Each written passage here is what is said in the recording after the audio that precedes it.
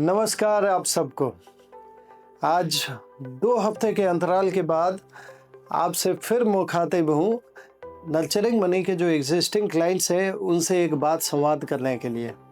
देखिए, पिछले 2 हफ्ते का गैप इसलिए रहा कि हमने सेमिनार के ज़रिए या ऑफिस इनॉग्रल के ज़रिए काफ़ी लोगों को मिले। हम ग्रेटर नोएडा में एक सेमिनार किया हमने। 70 से 75 लोग आए थे, जिसमें नर्चरिंग मनी के क्लाइंट्स भी थे और कुछ नए लोग भी थे।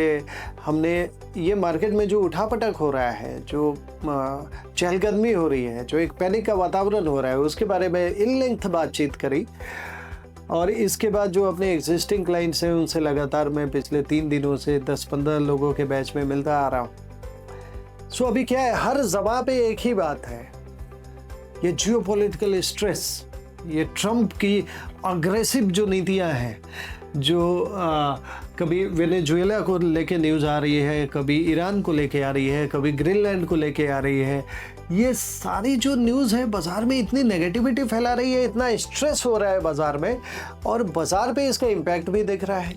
पिछला 1 हफ्ता में बाज़ार डेली गिर ही रहा है। आज भी सुबह से 250-300 पॉइंट सेंसेक्स में गिरावट आ चुकी है। जब भी एक इस तरीके का माहौल होता है तो हमें अक्सर ऐसा लगता है कि यहाँ से एक करेक्शन की शुरुआत या क्रैश की शुरुआत तो नहीं है। क्या बाजार इस बार बिल्कुल ही बंद तो नहीं हो जाएगा, बिल्कुल ही ख़त्म तो नहीं हो जाएगा, हमारे सारे कैपिटल भी तो नहीं डूब जाएंगे। एफडी में कम से कम 5-6% भी पोस्ट टैक्स आ रहा था, यहाँ तो मूल पे ही आफत आ गई है। तो ये सवाल हर जेहन में होता है। और एक रिसेंसी बायस, पर्सनल फाइनेंस का एक बड़ा इम्पोर्टेंट एस्पेक्ट है कि पिछले 3 सालों में या 2 सालों में जिस एसेट क्लास ने सबसे ज़्यादा रिटर्न दिया है, वही एसेट क्लास सेंटिमेंटली हमें ऐसा लगता है कि शाश्वत रूप में, परपेचुअल रूप में अगले 3 सालों में भी वही एसेट क्लास में सबसे ज़्यादा रिटर्न आएगा। Ironically, the best way to choose an asset class as per contra theories is as per the last 3 years performance, right? So last 3 years if something didn't work, that your best time to purchase that. आपको पता है 3 सालों पहले silver की कोई बात कर रहा था क्या? 4 साल पहले गोल्ड की बात कोई कर रहा था क्या 2020 में? क्यों नहीं कर रहा था? क्योंकि मेरी शादी 2011 में हुई, जिस भाव पे मैंने गोल्ड खरीदा वही भाव 2020 तक रहा। 9 years हो कंप्लीट अंडर परफॉर्मेंस, बीच में करेक्शंस भी आए। सो इन 2020 nobody was purchasing gold, so that was right time to buy gold. 3 years back nobody was talking about silver, that was right time to buy silver. But is it the right time now?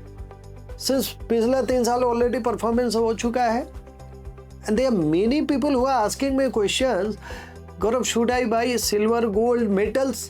पिछला metal क्यों लोग by करना चाह रहे हैं? क्योंकि पिछला 1 साल में मेटल्स का जो परफॉर्मेंस रहा है पॉजिटिव 27% पे रहा है।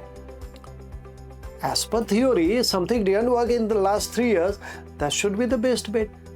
तो लास्ट ईयर क्या काम नहीं किया है, क्या इसकी समीक्षा करें हम? IT laggard, negative return, health care negative return, real estate totally wash off.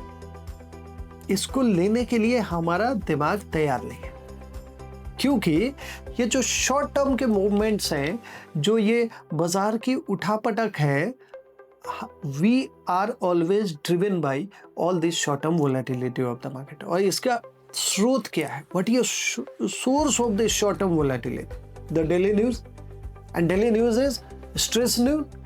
क्योंकि अगर नेगेटिव न्यूज़ नहीं होगी, स्ट्रेस वाला न्यूज़ नहीं होगा, तो उस न्यूज़ एंकर की, न्यूज़ चैनल की विजिबिलिटी कहाँ मरेगी? Who cares for the positive news? अभी लास्ट ईयर अपने को सिंदूर ऑपरेशन का डेट याद है, लास्ट ईयर अपने को ट्रम्प का टैरिफ याद है।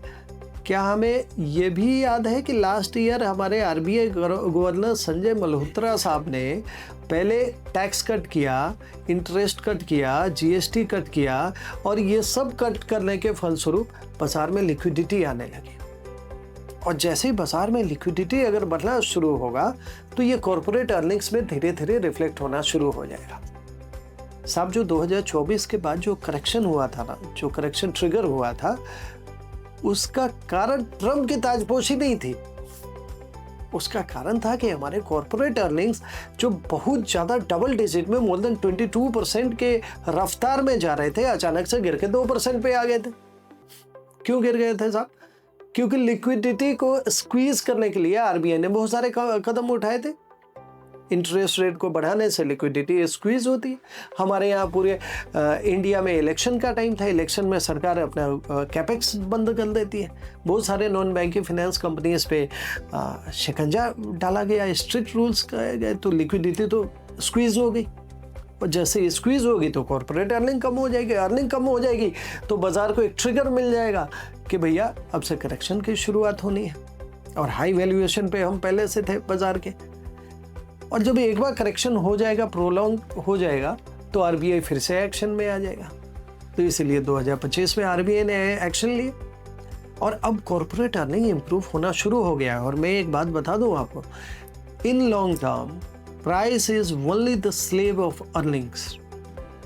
प्राइस अर्निंग के पीछे ही भागेगा लॉन्ग टर्म में। इन्वेस्टमेंट किया आपने 6 महीने के लिए किया है, 2 महीने के लिए किया है, 5 महीने के लिए किया है, आज की गिरावट में वही बंदा नुकसान करेगा जो आज बेच दे,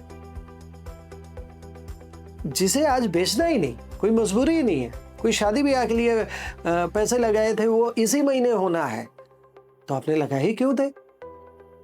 आपने अगर लॉन्ग टर्म के लिए रखा है तो लॉन्ग टर्म में your earnings of the business is going to drive the market, and market का रिटर्न जब हाई हो जाए, जब एक नया पीक हो जाए, जब आपकी डिजायर्ड रिटर्न ओवरशूट हो जाए, that may be a call for rebalancing of the portfolio. So all this short term negativity, all this volatility is an opportunity to in cash.